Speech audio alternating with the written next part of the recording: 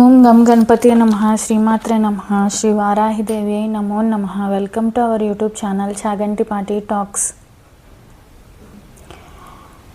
గురుచరిత్ర 12వ అధ్యాయము. శ్రీ సరస్వత్యే నమః, శ్రీ గణేశాయ నమః, శ్రీ గురుభ్యో నమః.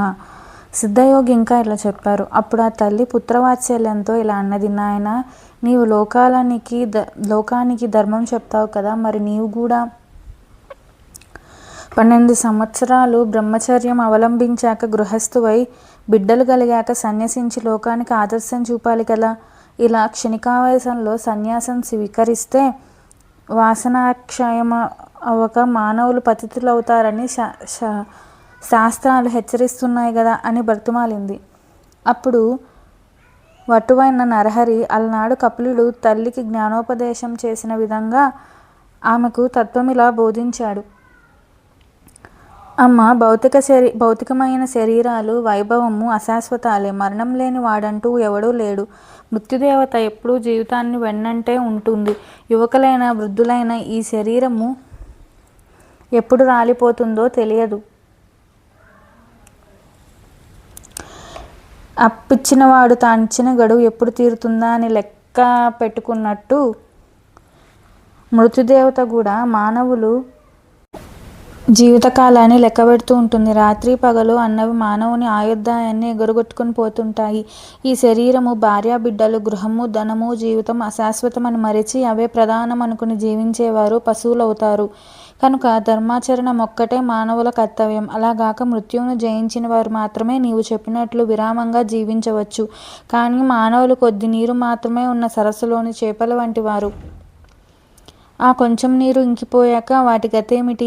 ఈ కలియుగంలో మానవునికి 100 ఏళ్ల ఆయుర్దాయం. అందులో సగకాలం నిద్రలోను, బాల్యము పరాధీనత వల్ల కొంతకాలం గడిచిపోతుంది. ఇట్టి జీవితంలో ప్రాప్తించే సంపద క్షణకాలం ఉండి వాడిపోయేది. కాలచక్రం గర్భంలోని పిండములు శిశువులను, బాలురను, యువకులను, విఘ్నులను, దేవతలను, సర్వజీవులను మింగివేస్తుంది.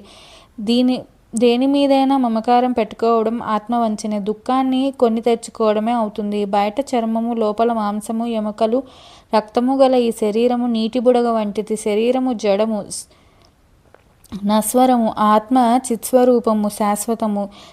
దానికి సుఖదుఖాలు లేవు. ఉన్నాయనుకోవడం అజ్ఞానం మాత్రమే. సద్గురు కటాక్షం వలన మానవుడి మాయను దాటాలి. ఉత్తమమైన మానవ జన్మ ఎత్తి కూడా ఆత్మకు శ్రేయస్సు చేకూర్చుకొని వాడు నిజమైన ఆత్మవంచకుడు, ఆత్మఘాతకుడు, బ్రహ్మఘాతకుడు కూడా. అమ్మ, ఈ మాట సామాన్యుల విషయంలోనే ఇంత వాస్తవం అయితే కారణ జన్ముడినైనా నాకేది కర్తవ్యం? విషయసుఖాలు వదలలేని వారికి నీవు చెప్పినట్లు గృహస్థాశ్రమం తర్వాత సన్యసించడమే క్రమం తగి ఉన్నది. నాకట్టి విషయవాసనలే లేవు. కనుక ధీమంతుడైన నాకు ఎట్టి విఘ్నాలు రాజాలవు. నేను బ్రహ్మచారి ఆశ్రమం నుండే సన్యాసం తీసుకుంటాను. నన్ను ధ్యానిస్తూ ఉండు, సంసారాన్ని దాటగలవు అని యశోదకు బాలకృష్ణుడు చూపినట్లు తన దివ్య రూపాన్ని దర్శింపచేశాడు. ఆయన ప్రసాదించిన యోగ దృష్టితో ఆమె ఆ మూర్తిని కనులారా దర్శించి ఇలా అన్నది, స్వామి, నీవు పుట్టుకలేనివాడు. బ్రహ్మాండాలన్నీ నీలోనే ఉన్నాయి. బ్రహ్మకు కూడా నీ గుణరూపాలే కొంచెమైనా తెలియరానివి. మాయామోహితురాలైన మానవ స్త్రీని నాకెలా తెలుస్తాయి? ఈ జ్ఞానమైనా నీవు అనుగ్రహించినదే. నీవు సత్సంకల్పుడవు. నీ సంకల్పానికి నేను అడ్డు చెప్పను. లోకహితం చేయడానికే అవతరించిన నిన్ను నా పుత్రుడవని తలచి ఇంట కట్టి పెట్టుకొనడం తగదు. అయితే నీ యొక్క ఈ దివ్యమైన ఆకారం నా మనసులో స్థిరంగా నిలిచేటట్లు అనుగ్రహించు. నాకింకా పుత్రులు కలుగుతారన్నావు. మాకింకొక బిడ్డ పుట్టే వరకైనా నీవిక్కడే ఉండు. అప్పటి వరకు సన్యసించడానికి నేను అనుమతించను. నీవు నా మాట వినకుండా వెళ్ళిపోతే నేను మరణిస్తాను. నిన్ను విడిచి నేను బ్రతకలేను అని ప్రార్థించింది. అప్పుడు శ్రీహరి, అమ్మ, నీకు 1 సంవత్సరంలోగా కవలలు పుడతారు. అంతవరకు ఉంటాను, కానీ ఆ తర్వాత నా సంకల్పానికి అడ్డు చెప్పకూడదు అని ఆమె వద్ద మాట తీసుకున్నాడు. అతడు పరమేశ్వరుడు అన్న జ్ఞానంతో స్వామిని ఆ దంపతులు నిత్యము అర్చిస్తుండేవారు. చతుర్వేద పారంగతులు, షట్శాస్త్ర నిపుణులు కూడా ఆయన వద్ద విద్యార్థులే కృతార్థులయ్యారు. ఆయన ఎందరికో వేదాలు బోధించేవారు. పామరులకు ఆయన ధర్మ సూక్ష్మాలు చెప్పేవారు. ఇలా సంవత్సరం గడిచేసరికి అంబకు 2 మగపిల్లలు పుట్టారు. వారికి 3 నెలలు రాగానే ఒకరోజు అంబ పిల్లవాడిని ఆడిస్తుంటే నరహరి వచ్చి, అమ్మ, నేను చెప్పినట్లు వీరిద్దరు పుట్టారు. నీకు ఇంకా 2 కొడుకులు, 1 కూతురు కలుగుతారు. నీ కోరిక ఫలించింది. నా మాట నిలబెట్టుకున్నాను కనుక నీవిచ్చిన మాట ప్రకారం నాకు అనుమతిస్తే నేను తీర్థయాత్రలకు బయలుదేరతాను. అయితే నీవు మాత్రం నన్ను సంతోషంగా సాగనంపాలి అన్నారు. అప్పుడు తల్లిదండ్రులు ఆయనకు నమస్కరించి, మేమింతవరకు మాయల్లో తగులుకొని నీవు మా బిడ్డవేనన్న భ్రాంతితో ఎప్పుడైనా నిష్ఠూరాలాడి ఉంటే మమ్మల్ని క్షమించు. నీవే మా కులదైవమని ఇప్పుడు తెలుసుకున్నాము. నీవు మా వంశాన్ని ఉద్ధరించడానికి ఇక్కడ జన్మించావు. నీవు మా రక్తమాంసాలు పంచుకొనడం ద్వారా మా దేహాలు కూడా పవిత్రమైనాయి. ఇక ముందు మా గతేమిటి అన్నారు. మీ దర్శనం మాకు ఇంకెప్పటికీ లేకుండా మేమెలా జీవించగలం అన్నారు. అప్పుడు నరహరి, మీరెల్లప్పుడూ నన్ను ధ్యానించండి, మీకు ఇక జన్మ ఉండదు. అమ్మా, నీకు నన్ను చూడాలని ఉంటే నన్ను స్మరిస్తే తక్షణమే నీకు నా దర్శనం అవుతుంది. 30 సంవత్సరాల తర్వాత నేను మళ్ళీ మీ వద్దకు వస్తాను అని చెప్పాడు. అలా తల్లిదండ్రుల అనుమతి తీసుకొని ఆయన తలపై శిరస్త్రాణము, కౌపీన్యము, కాషాయనాంబరము చేత దండము ధరించి చిరునవ్వులు ఒలికిస్తూ మహాసంతోషంగా బయలుదేరాడు. ఆ దృశ్యం చూసిన జనం 9 సంవత్సరాల పిల్లవాడు ఇల్లు విడిచిపోవడానికి ఆ తల్లి ఎలా అనుమతిస్తున్నది అని ఆశ్చర్యపోయారు. కొందరు ఈయన అవతారమూర్తి, ఈయనను కన్న తల్లిదండ్రులు ధన్యులు అన్నారు. సాధువులు ఆయన భగవంతుడే అన్న భావంతో నమస్కరించారు. ఆ గ్రామస్తులందరూ కొంత దూరం వెళ్ళి ఆయనకు వీడ్కోలు చెప్పి తిరిగి వెళ్ళాక తల్లిదండ్రులు మరికొంత దూరం ఆయన వెంట వెళ్ళారు.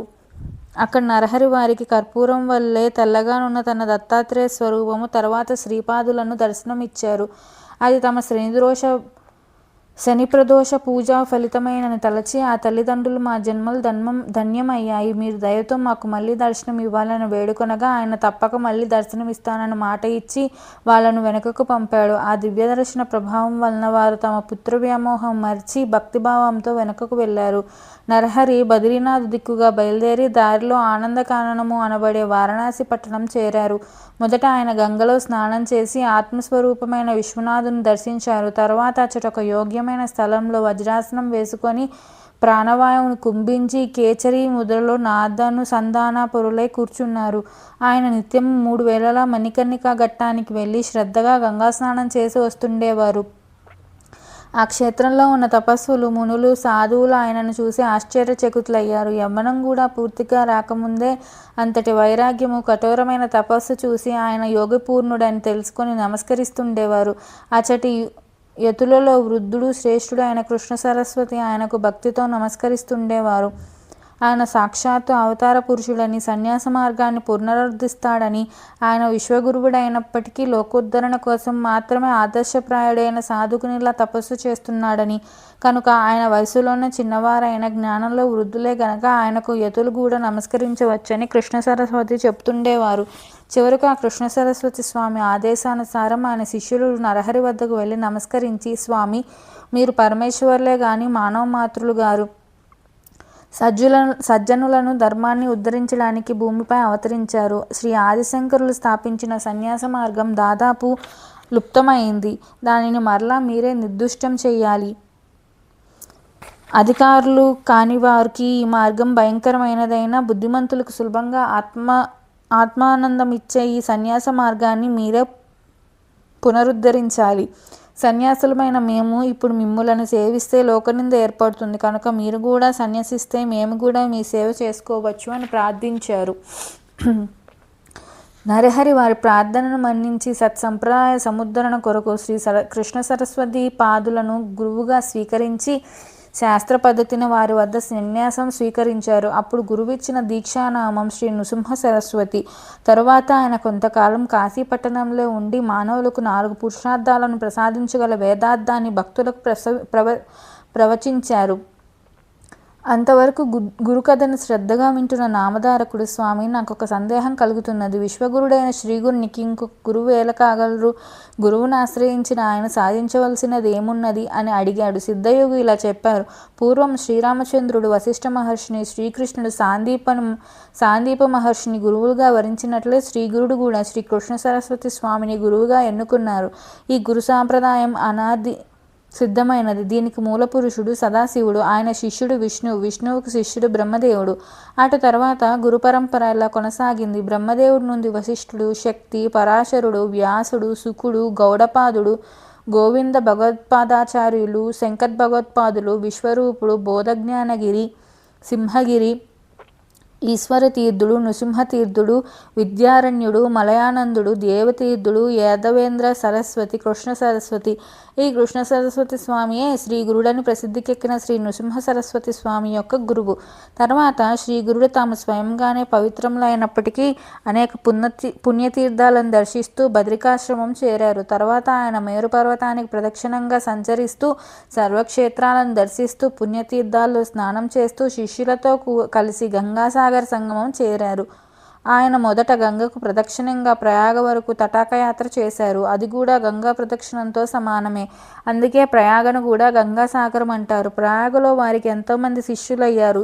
ఆ క్షేత్రంలో మాధవుడనే బ్రాహ్మణుడికి శ్రీగురుడే స్వయంగా తత్వం ఉపదేశించి సన్యాసం ఇచ్చారు. 12వ అధ్యాయం సంపూర్ణం. శ్రీ దత్తాయ గురవే నమః. శ్రీ శ్రీపాద శ్రీవల్లభాయ నమః. శ్రీ నృసింహ సరస్వత్యై నమో నమః. Please subscribe our channel. Thank you.